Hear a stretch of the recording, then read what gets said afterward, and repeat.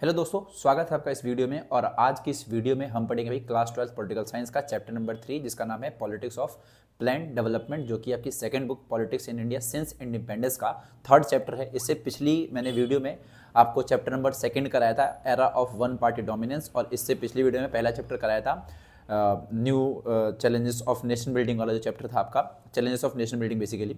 तो ये दो चैप्टर हमने कर लिए थे और आज की वीडियो में आपको तीसरा चैप्टर कराऊंगा। और ये सारे के सारे जो क्वेश्चंस हैं वो मोस्ट इंपॉर्टेंट क्वेश्चंस हैं जो आपको बोर्ड के एग्जाम में देखने को मिलेंगे ही मिलेंगे। ठीक है, तो चलिए इस वीडियो को भी स्टार्ट करते हैं। और अगर आपने पिछली दो वीडियो नहीं देखी तो आप वो देख लेना, और इससे पिछली जो बुक है वही मैं करा चुका हूँ, तो वो भी आप देख लेना, वरना आपको बाद में ऐसा रिग्रेट ना हो कि सारे के सारे क्वेश्चन हमारे पास थे बट हमने देखा नहीं।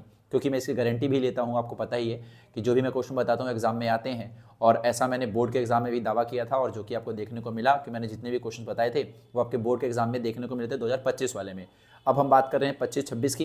तो चलिए इस वीडियो को स्टार्ट करते हैं और इस चैप्टर के जो भी क्वेश्चन हैं वो जरा देखते हैं। ओके, चलिए पहला क्वेश्चन आपका, who is x official chairperson of the planning commission of India. देखिए, जब प्लानिंग कमीशन ऑफ इंडिया जो आपका भारत में बना, जो कि आपका बना था 1950 के बाद जब बना था आपका एक तरीके से, तो इसका जो एक्स ऑफिशियो चेयरपर्सन थे वो प्राइम मिनिस्टर ही खुद हुआ करते थे। यानी कि जो पहले प्लानिंग कमीशन ऑफ इंडिया के जो एक्स ऑफिशियो चेयरपर्सन थे वो कौन थे? Prime minister of India. अभी फिलहाल के टाइम पर जब से मोदी गवर्नमेंट आई है, उन्होंने क्या किया, प्लानिंग कमीशन ऑफ इंडिया का नाम चेंज कर दिया है और इसका जो नाम है वो नीति आयोग रख दिया गया है। ठीक है, दूसरा क्वेश्चन है, what was the Bombay plan. देखिए, जो बॉम्बे प्लान था आपका वो 1944 में जितने भी इंडस्ट्रीज थे कहाँ के, बॉम्बे के, उन लोगों ने एक जो प्लान था वो प्रपोजल लाए थे बेसिकली सरकार के लिए, कि वो चाहते थे कि हमारे इस तरीके के जरिए जो डेवलपमेंट होनी चाहिए भारत की वो होनी चाहिए। और इसी प्लान को बाद में क्या बोला गया? बॉम्बे प्लान बोला गया। और आपको जानकर हैरानी होगी कि जो भी अभी आप जितने भी बड़े बड़े उद्योगपति देखते हैं भारत में, वो वही उद्योगपति थे जो इस बॉम्बे प्लान में शामिल थे। यानी कि टाटा की बात कर रहा हूँ मैं,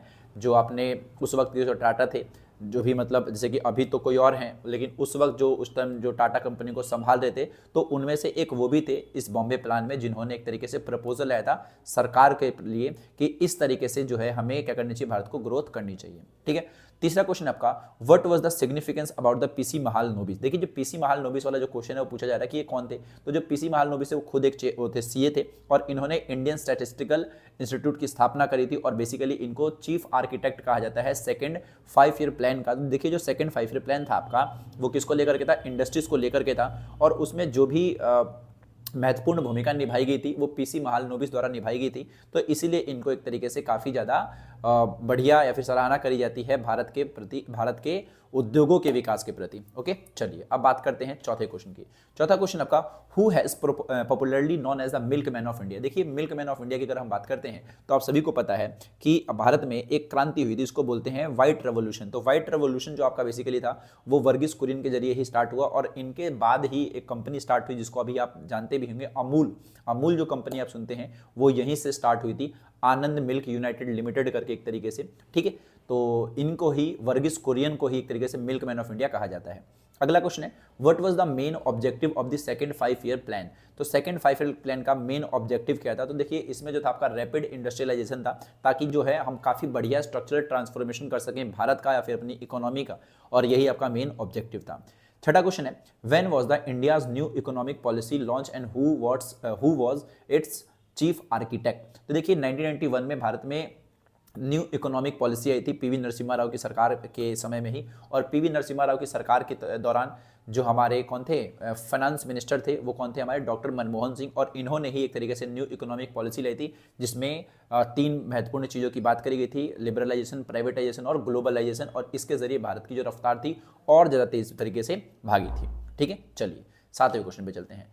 7वां नहीं, अगले क्वेश्चन पे। अगला क्वेश्चन आपका, differentiate between capitalist and the socialist model of development. देखिए, जो डेवलपमेंट के जो मॉडल होते हैं वो 2 थे उस वक्त जब भारत आपका आज़ाद हुआ था, और उसमें से एक था आपका भाई कैपिटलिस्ट मॉडल जिसको बोलते हैं पूंजीवादी मॉडल, और एक होता है आपका बोलते हैं समाजवादी मॉडल जिसको बोलते हैं हम सोशलिस्ट मॉडल। देखिए, जो कैपिटलिस्ट मॉडल होता है उसमें क्या होता है, जो पूरा का पूरा जो ध्यान होता है वो होता है पैसे के ऊपर। जो सरकार होती है वो, उसके हाथ में बहुत कम नियंत्रण होता है किसी भी चीज़ को लेकर के। यानी कि अगर प्रोडक्शन की मैं बात करूं तो ज़्यादा जो ध्यान होता है वो कौन करती है? वहाँ की कंपनीज करती हैं। जैसे कि अगर आप अमेरिका को देखेंगे तो सरकार वहाँ पर बहुत कम काम करती है, वहाँ की कंपनी बहुत ज़्यादा काम करती है, अगर आप सही से देखें, क्योंकि वहाँ पर फ्री मार्केट है, प्राइवेट ओनरशिप को बढ़ावा दिया जाता है और ज़्यादा ध्यान दिया जाता है प्रॉफिट पे और वेल्थ क्रिएशन पर। ठीक है, और हालांकि जो कैपिटलिस्ट मॉडल है वो अमीर देशों के लिए, तो इसीलिए जितने भी अमेरिका या उसके साथ ही देश थे वहाँ पर कैपिटलिस्ट मॉडल अपनाया गया था। जो सोशलिस्ट मॉडल था वो गरीब देशों के लिए था, जहाँ पर जनता के देख करके जो चीज़ें होंगी सरकार करेगी, सरकार ही हर चीज़ को बनाएगी और सरकार का मेन काम होगा कि वो इक्वलिटी पर और सोशल जस्टिस पर एक तरीके से ध्यान दे और सबको इक्वल अपॉर्चुनिटी मिले और जो भी परिणाम वगैरह मिलते हैं वो लोगों में एक तरीके से बांटा जाए। तो बेसिकली आपको समझ आ गया होगा कि जो पूंजीवादी व्यवस्था होती है, पूंजीवादी मॉडल, उसमें क्या होता है, जो प्राइवेट कंपनी होती है उनके पास होता है प्रोडक्शन का पूरा ओनरशिप, और जो सोशलिस्ट मॉडल है वहां पर क्या होता है, सरकार के अंडर में सारी की सारी इंडस्ट्रीज होंगी, बेसिकली की इंडस्ट्रीज भी आप कह सकते हैं। कैपिटलिस्ट मॉडल में सारा ध्यान होता है पैसे के ऊपर और सोशलिस्ट में सारा का ध्यान होता है जनता के ऊपर कि जनता के लिए हम क्या कर सकते हैं। ठीक है, यही मेजर डिफरेंस है दोनों के बीच में, capitalist and the socialist model के बीच में। अगला क्वेश्चन आपका, differentiate between the main objective of the first and the second 5 year plan. तो 2 5 ईयर प्लान चले थे, हालांकि बहुत सारे चले थे, इस चैप्टर में हमारे पास 2 का जिक्र है, तो जिसमें से 2 का हमें बताना है, फर्स्ट 5 ईयर प्लान और सेकंड 5 ईयर प्लान का। देखिए जो फर्स्ट 5 ईयर प्लान था इसका जो मेन फोकस था वो एग्रीकल्चर पे था, जो कि 51 से 56 तक चला, और जो सेकंड 5 ईयर प्लान था वो 56 से 61 तक चला। ठीक है, फर्स्ट 5 ईयर प्लान जो था उसका जो मेन फोकस था वो एग्रीकल्चर पर था और इसमें संतुलित विकास पर ध्यान दिया गया, राष्ट्रीय आय यानी कि नेशनल इनकम पर ध्यान दिया गया, और यहाँ पर जो भी हम कृषि से जो भी चीज़ें हम कर सकते थे, जैसे कि डैम्स बनवाना और अच्छी क्वालिटी के बीज देना किसको, किसानों को, वो करा गया, ताकि जो जनता है बेसिकली वो इसका फ़ायदा उठा सके। क्योंकि हमारा जब भारत देश आज़ाद हुआ था उस वक्त हमारे पास क्या था कि जो ज़्यादा से ज़्यादा जो लोग थे वो एग्रीकल्चर को अच्छे से जानते थे, इसीलिए हमने जो 5 ईयर प्लान बनाया पहला वाला, वो हमने किसको रखा भाई, एग्रीकल्चर को रखा, ताकि सभी के सभी लोगों को पता है और अगर हम इस पर पैसा भी लगाएंगे, ध्यान भी लगाएंगे, तो हमें ज़्यादा प्रॉफिट हो सकता है। तो पहला 5 ईयर प्लान किस पे था, एग्रीकल्चर पे था, यानी कि अपने देश का विकास जो हमने स्टार्ट करा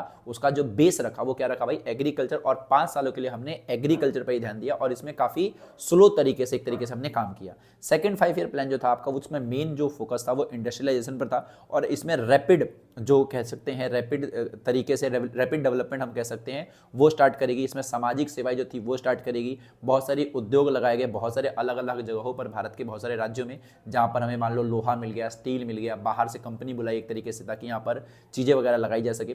तो इस तरीके से हमने इंडस्ट्रियलाइजेशन को बढ़ावा दिया। ठीक है, तो फर्स्ट 5 ईयर प्लान किस पे था भाई, एग्रीकल्चर पर। सेकंड 5 ईयर प्लान किस पे था भाई, उद्योगों पर था। फर्स्ट 5 ईयर का जो मूल मंत्र था वो धीमी गति से विकास करना था, और वही अगर मैं बात करूं सेकंड 5 ईयर प्लान की तो वो था तेज गति से विकास करना।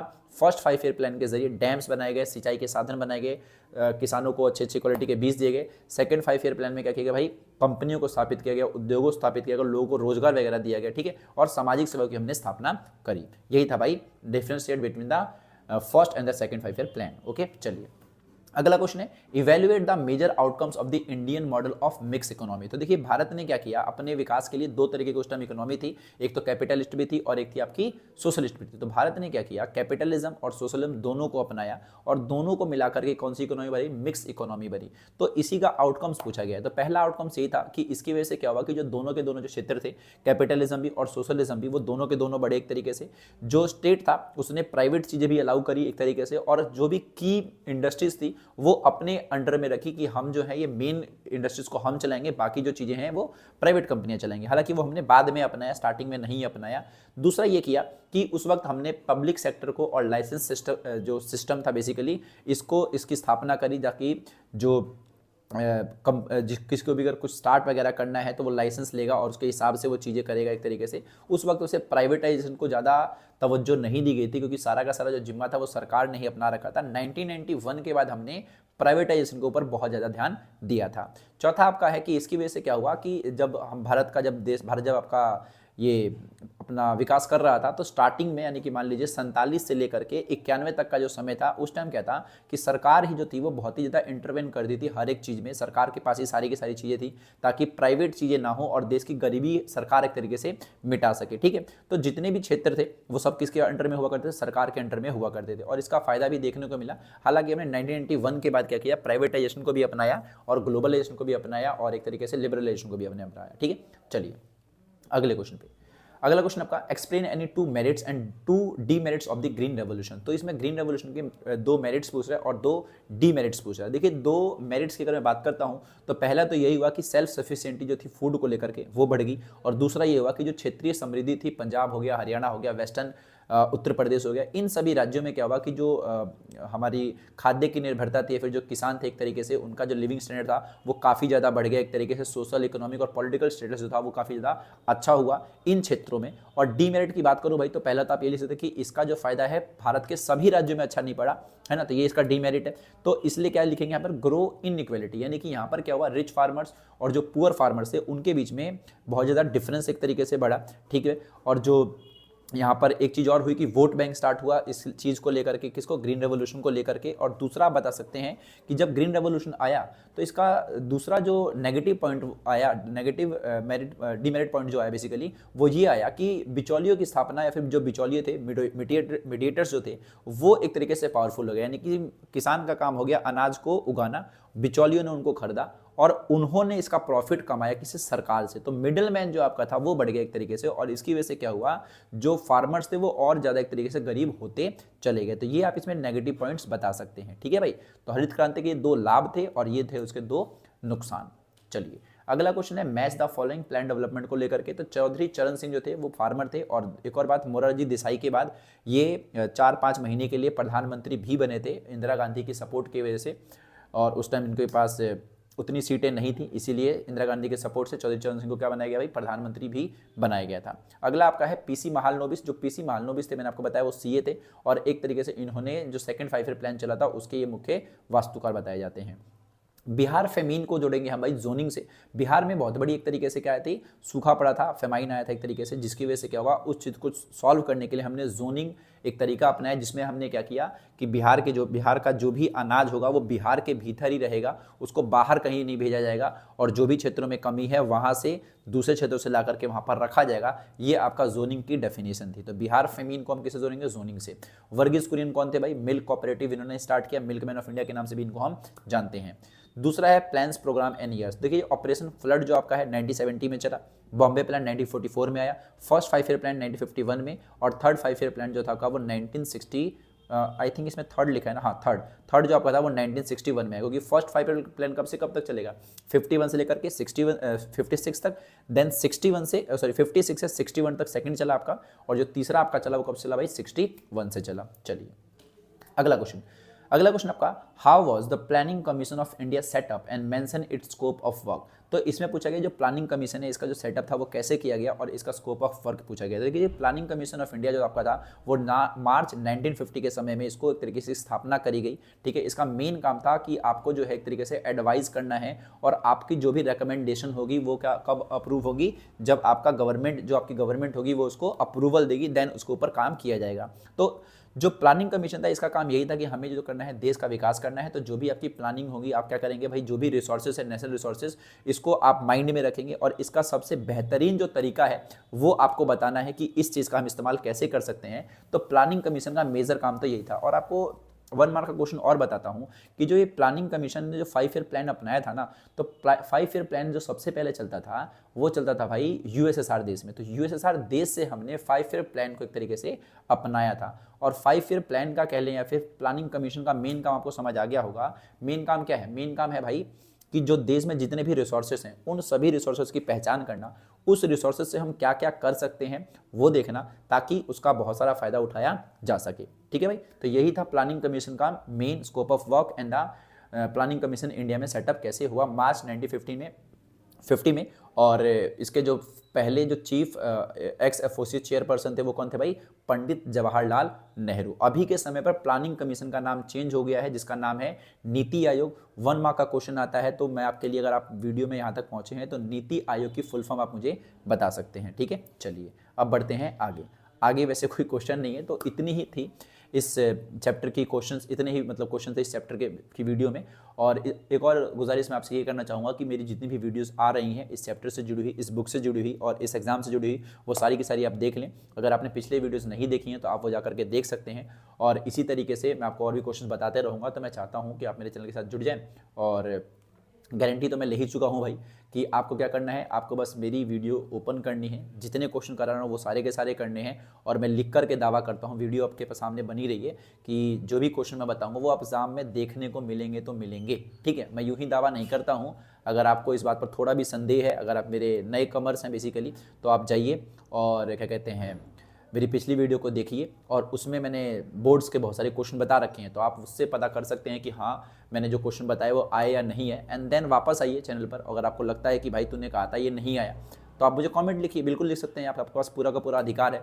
लेकिन ऐसा आपको मौका मैं दूंगा नहीं, क्योंकि मैंने जो क्वेश्चन बताए हैं वो सारे के सारे क्वेश्चन एग्जाम में आए हैं। ठीक है, तो चलिए बाय बाय, सी यू, टाटा, मिलता हूँ आपसे अगली वीडियो में, तब तक के लिए गुड बाय।